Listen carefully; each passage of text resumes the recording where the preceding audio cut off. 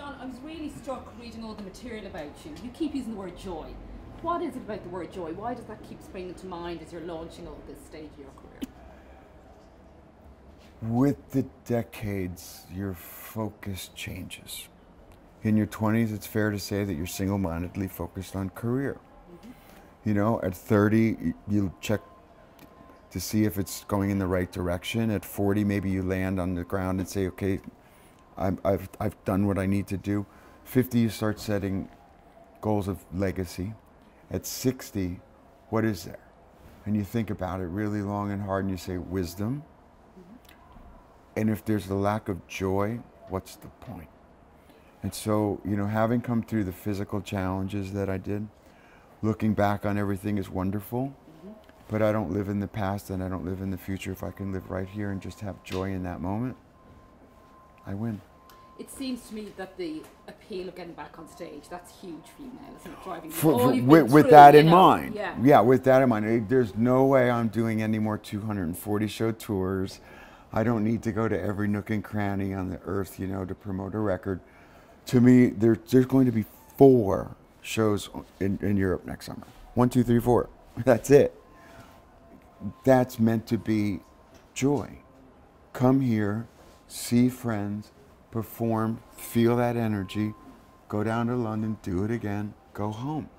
And with that kind of feeling now for next year, all I can do is build on that kind of anticipated joy. So why Dublin then? Of the 4, why did you want to be here? Well, there's some kind of spiritual connection I have here. I don't know what it is. I joke and forever have said because my wife's Irish roots, therefore my kids are Irish. I just aspire to be Irish. I'm applying year after year, trying to be adopted. But the connection that I've had here with the people, that's really what it comes down to. And 20 years since you were last at Croke I know, Park. here. Do you remember it? Yes, of course. You know, all the big venues here in town have had a special meeting. There's a lot of history at the RDS. Going to Slane is always it's a one-off. You know, Lansdowne was a one-off. The Point back in the late 80s, which is now the 3 Arena, I think they call it. But coming here was a big deal. Yeah, I remember my kids going around on their little scooters and, you know, that sound check, and friends being here with me at the sound check and are getting a gander of this big old cement structure, because it's different than the RDS. It's different than Slane. You know, these grandstands didn't exist out at Slane. You know, they don't exist at the RDS, so it's different. Why do you think Irish fans just love your music so much? What is the enduring appeal? They have good taste.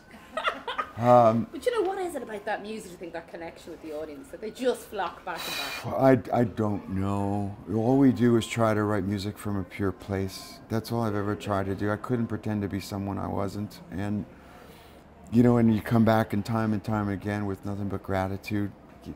We're lucky. Finally then, the word forever, you know, you've put it everywhere. That feels to me like a real note of confidence in all this. Talk to me about the choice of that title. Once upon a time, we had an album called Bon Jovi, New Jersey. It simply said who we are and where we're from. With this era, I just thought back on, like I said, that 60-plus-year-old guy now that's been making records for 40-plus years. Now, yeah. Still being contemporary and doing what we want to do. These songs are going to last forever. And that was kind of the feeling. It was that idea that they'll live long after we're gone.